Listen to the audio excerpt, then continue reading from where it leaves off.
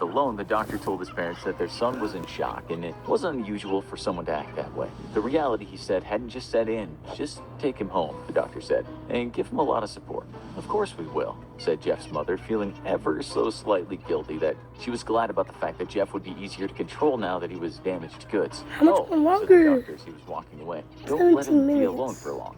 Later that night, while the family was sleeping, Jeff's mom was awoken by a strange sound coming from the bathroom. When she entered that bathroom, she couldn't believe what she was seeing. Jeff was carving a smile into his face with a knife.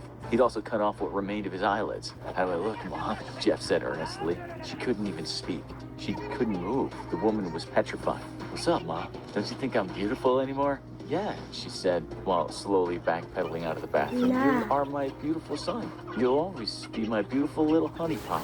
She then ran for it, got Jeff's dad, and the two of them tried to wrestle the knife. Nah.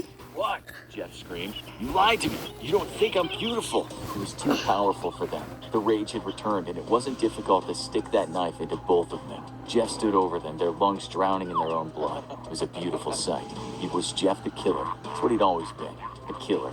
He had one last stop before he left the house and fulfilled his own prophecy. Jeff walked into Lou's room. Standing at the side of Lou's bed, he put his scarred, leathery hand over his brother's mouth. Lou suddenly looked at Jeff with wide open eyes as his dear brother sunk a knife deep into his stomach. Shh, said Jeff. Just go to sleep. Part 5. Jeff the Thriller. We weren't kidding at the start when we said that in the U.S., scores of young people are abducted by strangers. But did Jeff the Killer ever actually exist? We think most of you already know that this is fiction, but what really gives it away? No. If you go back from I the don't start think of it's the original fiction. Jeff the Killer story, there's always a part that says, excerpt from a local newspaper, ominous unknown killer is still at large. After weeks of unexplained murders, the ominous unknown killer is still on the rise. After little evidence has been found, a young boy states that he survived one of the killer's attacks and bravely tells a story. Okay, so first of all, the headline of that story, ominous unknown killer is still at large, would never be a headline in any newspaper anywhere. Trust us. We have former journalists and editors on our team of writers. The writer of Jeff the Killer seems to have found that adjective ominous and then gone and used it wherever he can. Secondly, the first paragraph is badly written. Listen to this.